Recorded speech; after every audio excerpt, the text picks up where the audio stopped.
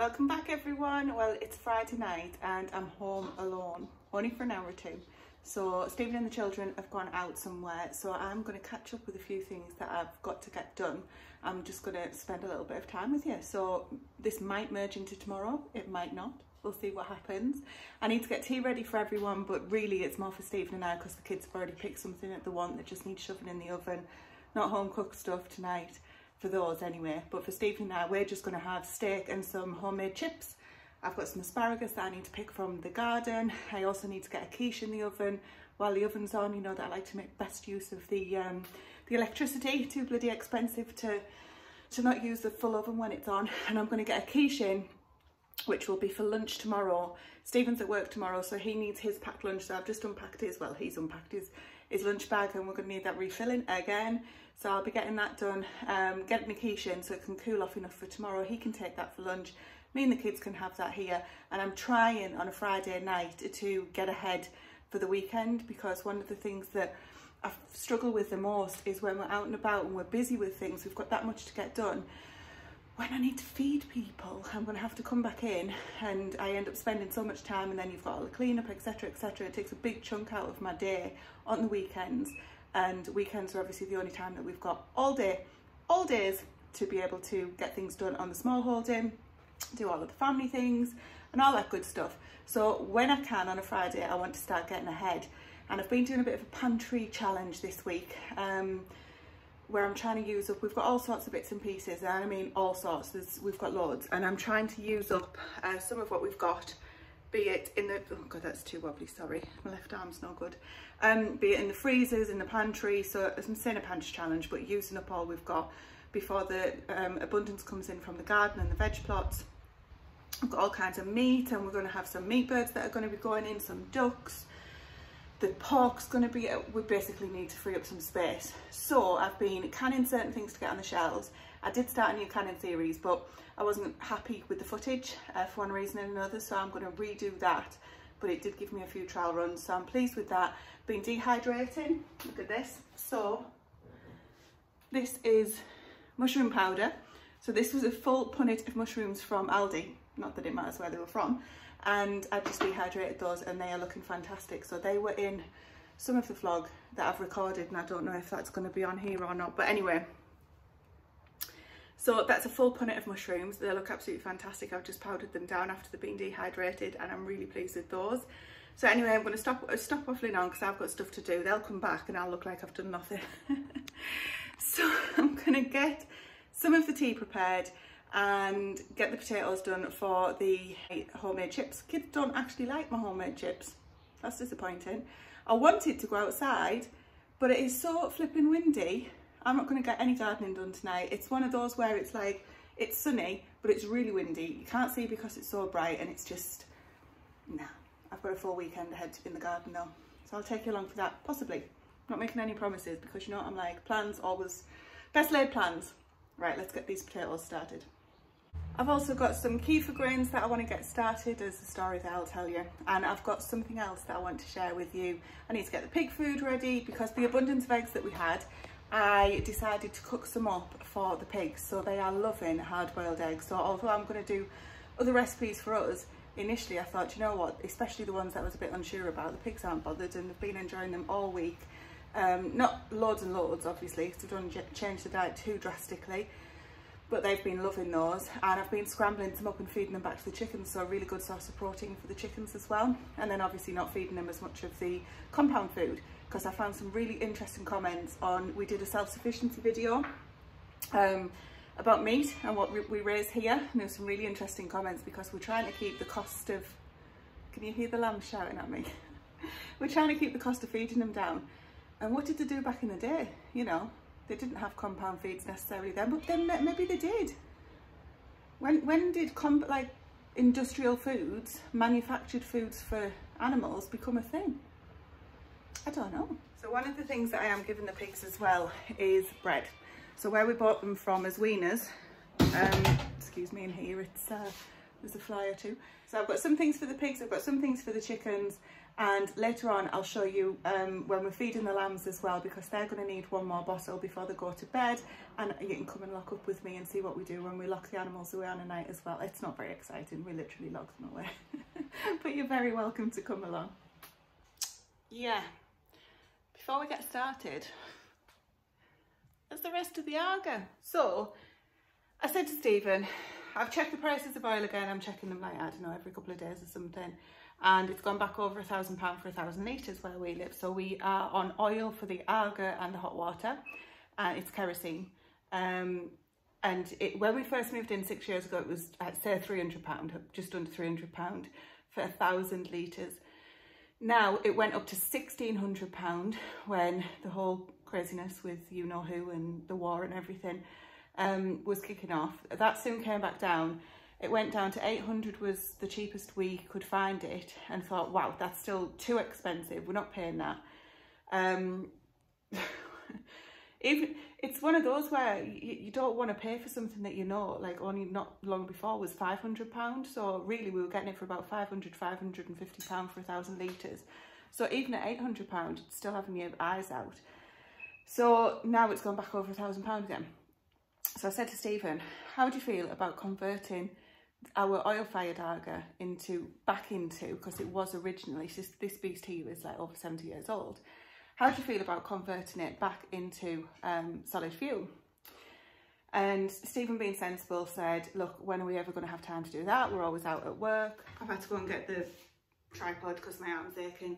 We've started going back to the gym. Well, I've started going back to the gym, so I can barely lift my arms now. Anyway, so yeah, he was saying, how are you going to manage to, you know, keep a fire going when you want to come in, you just want to cook? One of the things that I love about the Arga is that when on oil, she's just always on, so I can put anything in at any time. I don't need to worry about, like I do with the electric, it warming up, remembering to switch her off. You know, saying that we're trying to put everything in at once in the electric oven because we don't want to waste the energy, whereas the Arga's just on permanently. So if you want something at 6:30, you can have that then, and if somebody else wants something a different time, you know, we don't have to switch her on and off. All that to say, that's obviously probably very inefficient. I'm saying probably because I don't know, I admit it. Very inefficient anyway, given that you're burning all of the oil for maybe an hour or 2 hours worth of cooking a day. But I'm willing to take that sacrifice because the Arga is part of the home. It was one of the things that drew me to this house when we moved in, drew us all to this house when we moved in. So she will be going back on with oil in the winter, and Stephen said, look, let's not convert her back to solid fuel and let's just try and ride this whole crisis out. That's fine. But what I had done is I'd started watching some videos about this model of Arga that we've got, and there were solid fuel ones, and people were doing, Stephen already services ours, but people were doing their own services and they were repairing them and all sorts. And then we started to see things in these videos that we didn't even know about our Arga, and that got Stephen curious. And the next thing, came into the kitchen, can you give me a hand lifting this? And that was lifting the top bit where the plates are, lifting it off. So he's now going to be giving this a thorough clean. We're going to order some new parts for bits of it that we knew were on the way out but definitely need replacing, and hopefully keep her going for another 70 years.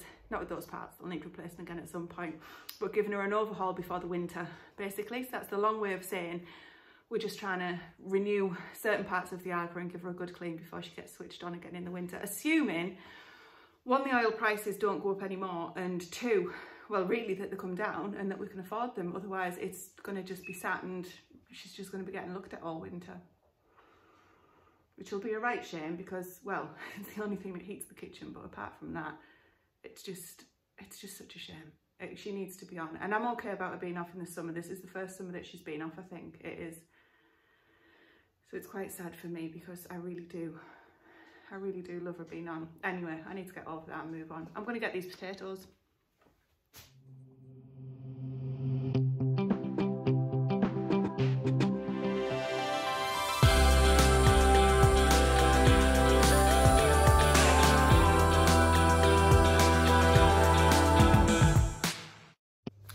While those are boiling, so just in that saucepan there, I'm going to show you what's just come in the post. Now, first of all, it's confession time. So recently when I was changing my kefir grains over, I was trying to do it with coconut milk, almond milk and regular cow's milk. to see which one was, let's see if it all worked basically. Well, it didn't. And the almond milk, oh my goodness, it turned disgusting for me. It might have worked for you, but for me it turned disgusting. I'll never bother with almond milk again. The coconut milk, I knew it was coconut milk, I knew it was in there, but I also had that yogurt that I tried that didn't work out for us, and I decided to feed that to the chickens. Fed the wrong one, fed them the kefir grains.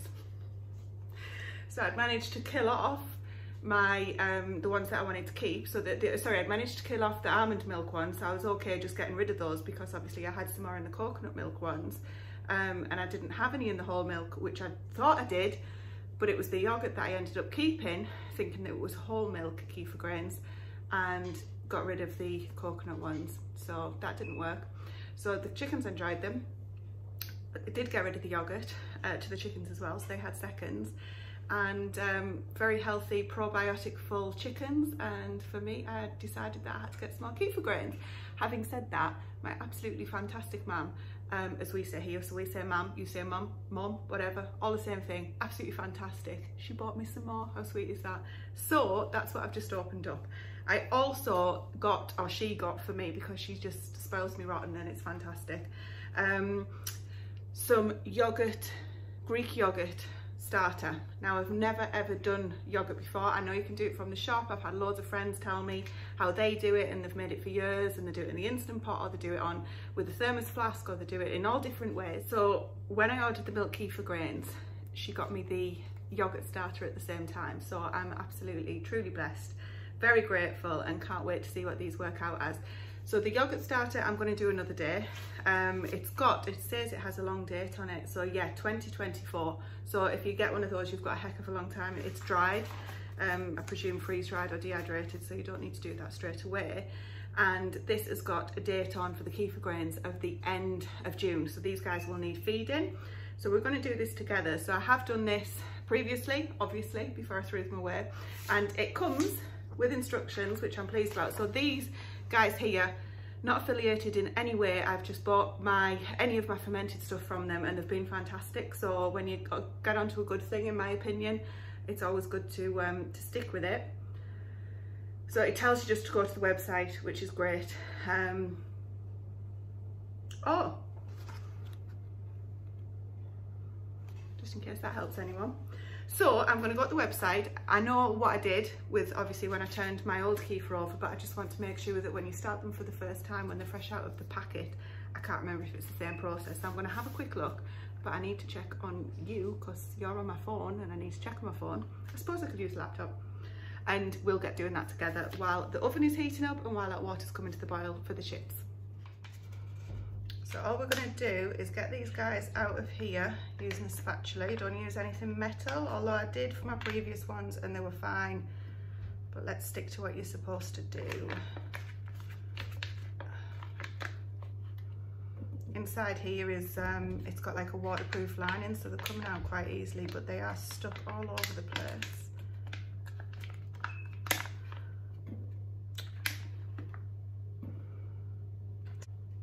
So I'm literally going to put those in there now, and I'm going to weigh in 250, no, I'm not going to weigh, and I'm going to measure in 250 ml of whole milk. Apparently you just want to use 250 ml. I've got 5 grams here to get this started, and then you want to put something on that allows it to breathe. So a lid or a cloth with a rubber band over something, but you don't want anything that's airtight. And leave this at room temperature for 24 to 48 hours, and we shall keep an eye on it and see how it gets on. And that's that. So the lid I'm going to use is just one of the mason top lids. I'm just going to literally just sit it on so the air can still get in. It just stops any pests or anything like that getting into the milk. We don't want that ruining. But the first one you're going to discard anyway. This is purely just to activate. So as I say, it's going to be discarded. It'll probably give them to the chickens along with a lot of other things. And then we're just going to leave that on the countertop for 24 to 48 hours. I'll leave it out of direct sunlight, but it can just stay out on the countertop. It doesn't want to be in the fridge or anything like that. Now, the other thing that I've been working on is the kombucha. So I mentioned that in a few videos ago, and it's actually working out fine. I've got a crazy amount of scobies though. I didn't realise how fast these guys would reproduce, and I haven't had the heart to throw them out because I feel it's a huge waste. So I've got a scoby hotel, as I know it's called now, of floating lots of scobies.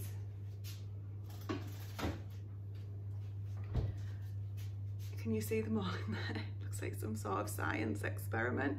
But apparently if you keep them for a week in the tea, so it's sweet tea that you put them in, apparently if you keep them for a week in the tea, they'll just keep feeding and they'll survive. So when I make a new batch of kombucha, I've just been refreshing this once a week.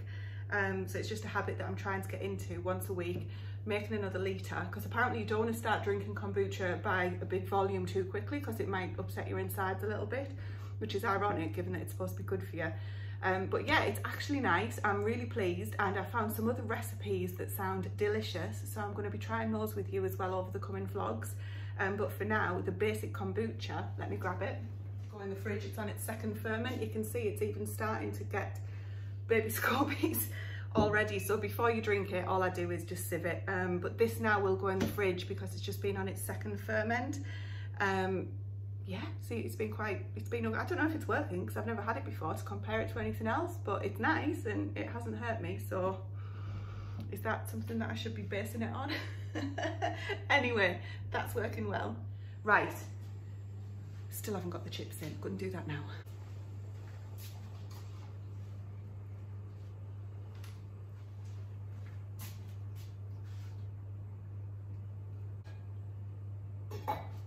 I'm going to bring those back to the boil and just literally boil them. So they're going to be parboiled for 4 minutes, and then I'll drain them, steam them, and then when I know the guys are on the way home, I'll get them in the oven for 15 to 20 minutes. I'm not sure how long these ones will take. The kids have just got other junk, as I say, for tea tonight. It's Friday, so that's what we do. I'm fine with that. You know that your own eggs when they're filthy. The ducks, honestly, they're just filthy creatures, but they lay some absolutely beautiful eggs. So I'm going to make a quiche with these and get that in the oven along with the chips. And then that should be me done in the kitchen tonight. Right, they're on their way back, so I need to stop faffing on. I've got my quiche pan lined and with pastry. So it's shop bought pastry tonight. Let me turn you around. Come down. So that's that. That's a cheese grater. I've got my cheese grated, ready to go in. And I'm going to put on the bottom of this some red onion marmalade, or what's it called, chutney, red onion chutney. Absolutely game changer on the bottom of quiche. Don't be tight. I would make this myself, but we honestly go through so much of it. I'd probably need just a field of onions. So this is like half a jar.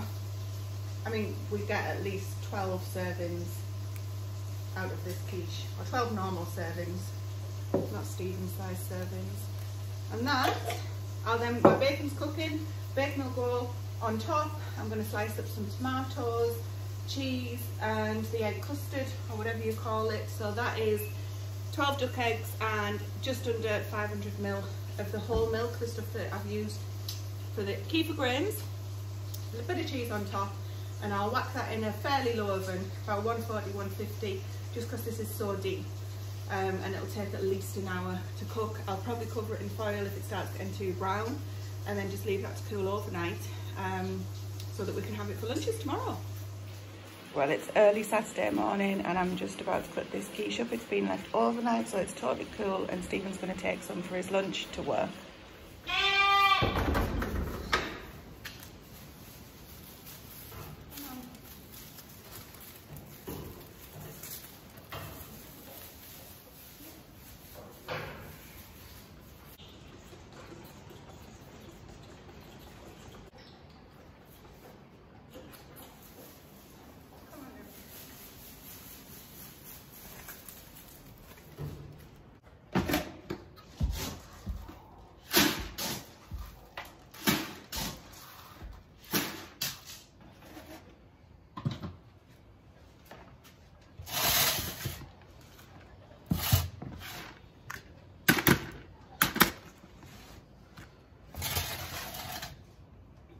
Now the pigs are getting all sorts of scraps and things, and the chickens too, so I'm just putting them in the separate buckets.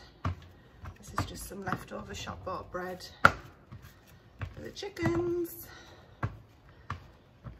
And then the scrambled eggs for the chickens as well. I've got to do what we call the back of the barn first, which is just the girls that are on their own. That's last year's hens, so I'll just split this out between them and get some layers out of the freezer. You are stood on the freezer, so we're gonna have to move.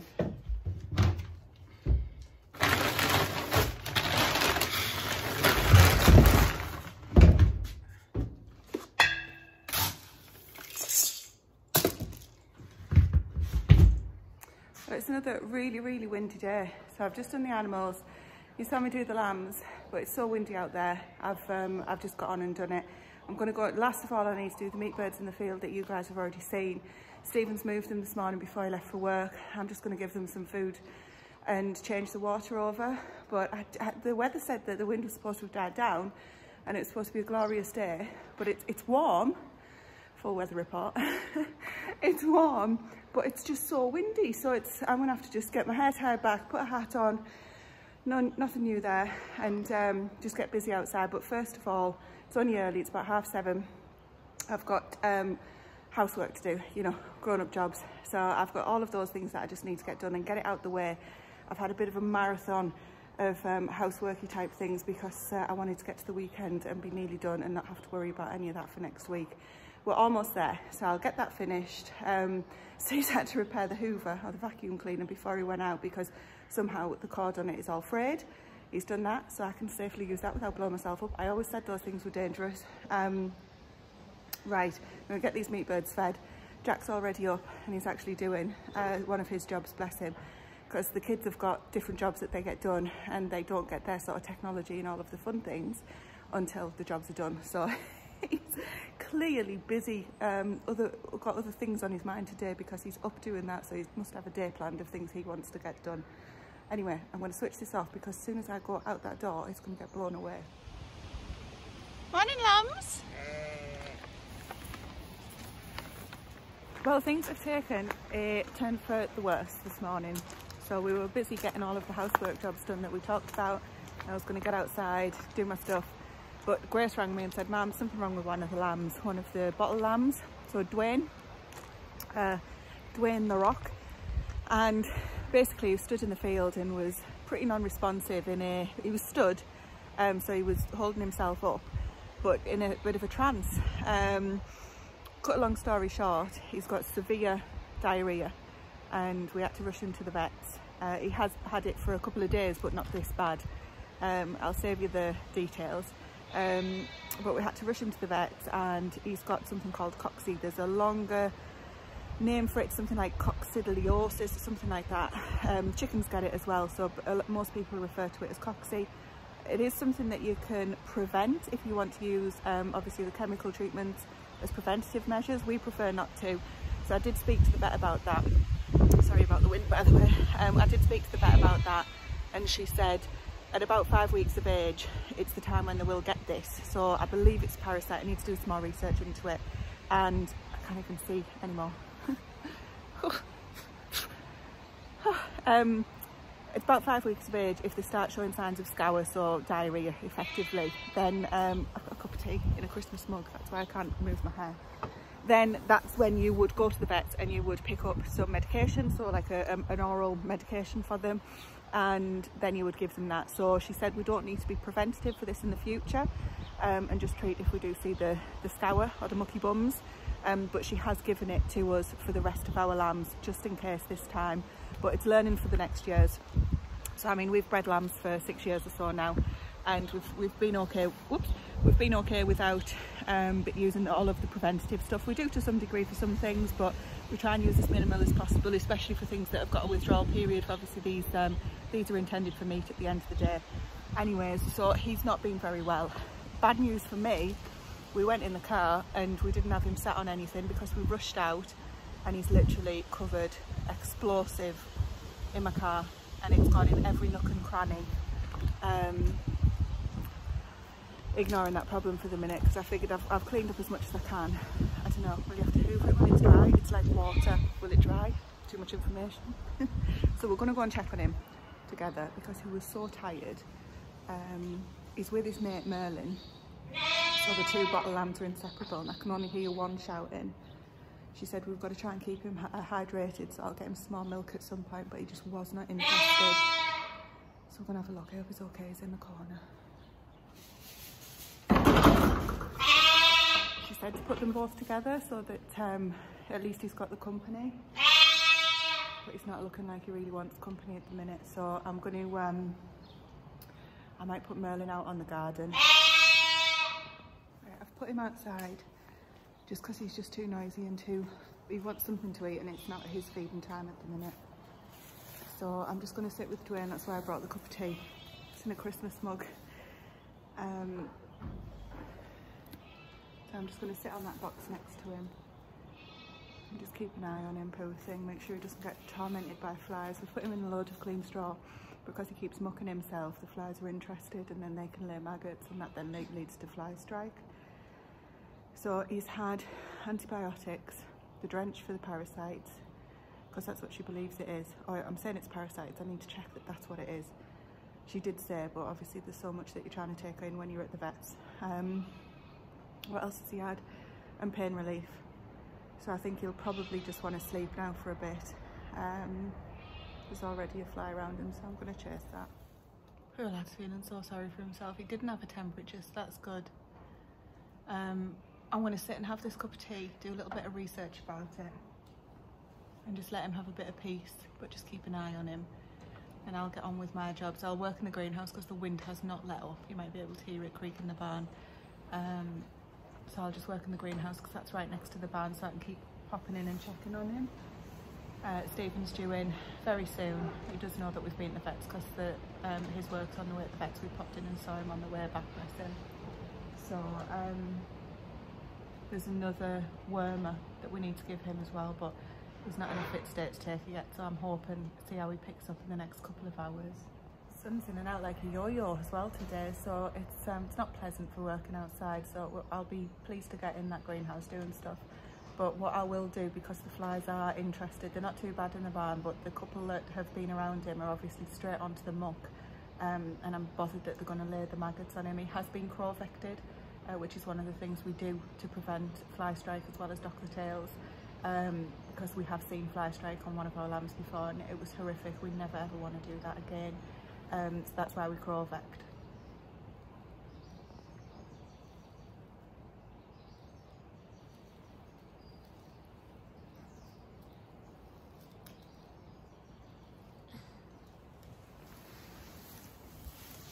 In your eye.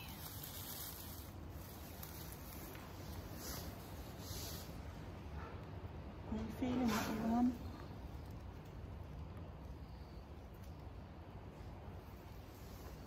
Poor thing, he's gone downhill so quickly. He's just moved a little bit. I mean, mind you, when the vet tried to put the drench in his mouth, they didn't have to give her a run for her money. Absolutely fantastic, the vets were, by the way. They just let us turn up, and she came out into the car park and saw him, and he covered the car park in muck, and she looked after him, so I'm pleased with that. But we will, what I was going to say before I started checking on him again, we'll get a bucket of hot water, warm water, and a scrub and brush, and we'll make sure his back end's cleaned when he's feeling up to it. But for now, we'll help keep the flies away from him, poor thing. So he's just really, really feeling sorry for himself.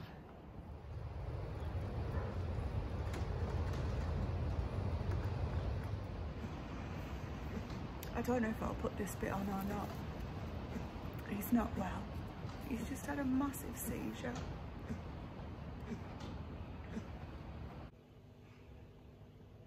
Well, he didn't make it. And I just wanted to say this now before I move on. For people who think that raising your own meat, that you don't care for your animals because you're killing them because you're going to eat them, trust us, when we lose animals like this, nobody feels it more than we do. It's bloody awful. It's different when you lose them like that. He passed away in my arms, didn't make it, and he fought to the bitter end. Now, when you slaughter your animals to eat them, it's quick, it's pain-free.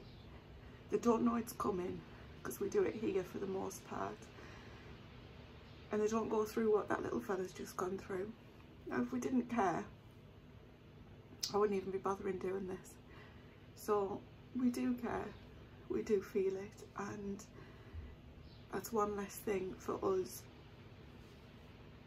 From a small holding point of view, it's bad news, but from a human point of view, it's really sad. Anyway, we'll get him buried and we'll move on. I'll be back when I'm back.